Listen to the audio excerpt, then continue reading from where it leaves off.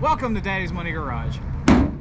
Race cars. When you think of a race car, you think of something being light and fast, aerodynamic, but everybody loves an underdog. And when I was building this car, I wanted it to be fast and reliable, but I erred more on the side of reliability in case it didn't end up being fast, because it's only a 318 poly. There's only so much you can really get out of it without spending tons of money. Keeping that mindset of it being reliable if it didn't end up being fast, it also led to spending $18,000 on a race car that works. That being said, after the Jet was built and I realized that, you know, this was not fast anymore, I just kind of gave up. However, I want to introduce to you a good friend of mine and John's that is still taking the underdog approach and actually has achieved it multiple times because he's way more competent than we are. And that would be Nick. Man, you gave me big shoes to fill. We'll get to this in a minute because there's some explanation. It's that definitely probably, an elephant in the room. Yeah, definitely needs to be talked about. You guys don't know Nick, but John and Nick and I have been friends since high school. In fact, I've known you since middle school. Middle school. You were at my college graduation, and there's this picture that we got that looks like we're about to drop like the hottest album of 2018. Yeah. Yeah, it's great. I'll put it in there somewhere. And you helped put the engine in my polyhead.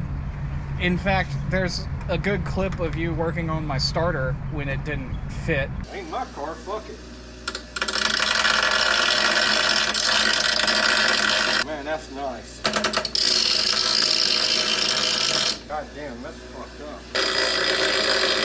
Congratulations, your 200 starter is now a $20 starter. I played fifth. Nick, give a bit of your credentials here. You've had how many cars? This is number 46. That's obscene. Did muscle cars forever, and then when they became a rich man's game, me and my dad wanted to get into custom vans because he always wanted to do those in high school. Yeah, I've been a bracket racer now for, I guess, 15 years. And I drag race literally anything. I'm sure Austin can tell you all about that. I will never forget the smart car that you had. Yeah, drag that raced you bought it as a joke. Yeah.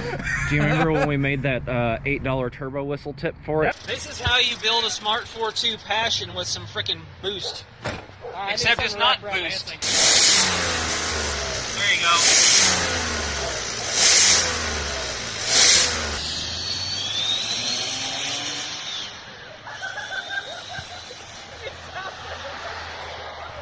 It completely melted the catalytic converter too. That was a really expensive repair. It was only on there for like 4 minutes. It was the beginning of the end for that poor car. You had the blue van before. Milwaukee's Beast. Yeah, and I remember drag raced the living guts out of that thing. I remember we were driving after getting hot chicken and taking turns, and you're like, this thing handles like a refrigerator full of bowling balls. Or a nun carrying a mattress. As we're sliding across the thing. I remember when you had the Geo Prism. I remember when you had the darts. I remember you had all kinds of other stuff, but the vans have stuck along with you the longest. Oh yeah, yeah. You're planning on going to the No Name Nationals. Oh, I'm going to No Name. And we're gonna plug his channel here at the end. But before we do all that, I want you to just kind of give an idea of the realistic expectations that you're putting into this thing for No Name. And before we get too far into that, explain what this is. Actually. That is a 1987 Chevrolet Astro CL. And What's CL mean? Got me. What's under the hood? A 4.3. It has 248,000 miles on it and it burns 2 quarts of oil a week. And I only drive 3 minutes to work one way. Race car. Well, you know, you got to keep the intake valves lubricated, you know, for high RPM use. Yeah. Yeah, that's how that works. What are your plans for No Name? Why an Astro? Well, because everybody thinks S10s are worth $10,000 now. The benefit to an Astro over an S10 is it's a unibody. So it's actually a little bit lighter when the seats are all out and the seats all unclip and come out. Still has its full interior. Yeah, it still has full interior in it, and it's got cold air and cold heat and hot heat. Well, cold heat if it's if it's broken. They're actually easier to V8 swap than the S10s. All you gotta do is drop the subframe just like a Camaro and out it comes and in it goes. So you remember doing that, John? I could put a 383 stroker in it, but I'm not going to. I have this, and then I have a 1987 305 that came out of a G20, which is a TBI engine. It's like one of the lowest horsepower 305s they ever made. And so I'm gonna just do a basic rebuild, sub $1,000, go through it, and hopefully get it to 250 to 260 at the wheels, and I'm going to rebuild the 700 in it. I got a converter for it and all that. I'm hoping to have it into like the mid 9s and the 8. So real basic, nothing special. And the big thing is it has to be reliable, because I'm actually not going to trailer this. I'm going to drive it from Nashville, Tennessee all the way to the race, I'm going to drag race its guts out, and then I'm going to drive it all the way back. Because in my opinion, a street car is not a street car if it shows up on a trailer. That's just my opinion. And you're gonna have room for all the Burger King. Kentucky Fried Chicken. That's what keeps the interior nice and shiny. This is the chicken grease? Yeah, the chicken grease. And all the Mountain Dew. You smack the seat and all the herbs and spices come poofing out. Yeah, it goes to Colonel Sanders. Whoa, mama. Yeah, whoa, mama. Give people an idea walking around of where as it sits right now. It's all stock. It's just an old van with 248,000 miles on it. The interior is mint. Full injected. Oh yeah, yeah. That's high tech, man. My van club. This seems like a moving company. No, it's a van club. Where all the magic happens. Oh, I don't want to think about This that. one doesn't have a convertible bed in the back, though. No, it does not have the auto sex in it, unfortunately. This thing smells like the 90s. It Like smells straight like up. a guy that works at a bank. And he's a Awesome, Jeff. compulsive gambler and his wife cheats on him. Oh Lord. So this interior is just coming out, right? Or you No, just no, leaving I'm gonna be comfortable. All these seats unclip. I'll take them out when I'm at the track, but you know. Oh yeah, that's great. I wanted, I know my girlfriend's coming and I'm trying to get a couple other people. I was actually wanting a road trip up there with 3 or 4 people. But if they're road tripping up there, how are they going to bring their car if they're in your car?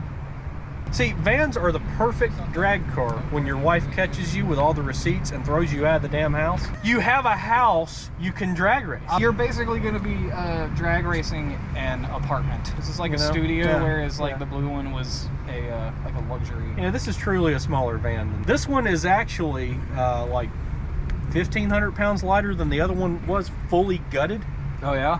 with the full interior Yeah, 'cause and I air remember conditioning. I remember you yanking stuff out of that old I one. think I got like 1,600 pounds out of that poor thing.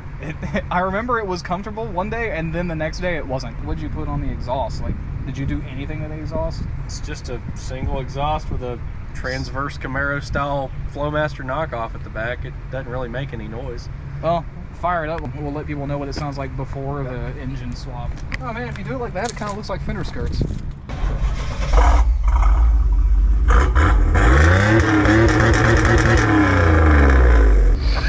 I think she needs a little oil, man. Does she? Thank God a small block's going in this thing. No Name is September 21st through 23rd. Yep. And you're going to be there? Yep. And this will have a small block? Yep. That's going to be a ton of fun, man. You're going to have a blast. There are a couple people that run a couple vans. I think 318 Will Run runs a van, doesn't he? Yeah. Yes. He slept in his van. It's still got the power seat in the back. Your channel is Nick the Van Man 90.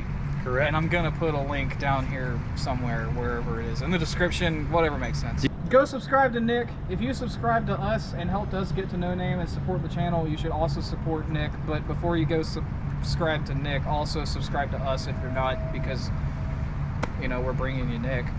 Is that fair? Go over to Nick's channel and tell him he's doing a good job and subscribe to him, or go over to Nick's channel and tell him he sucks, but also subscribe to him. I'm okay with that. Just help him get to No Name. Yeah. We need to help each other out. Go to the event, have a blast, and catch you on the next one. See y'all later. Later.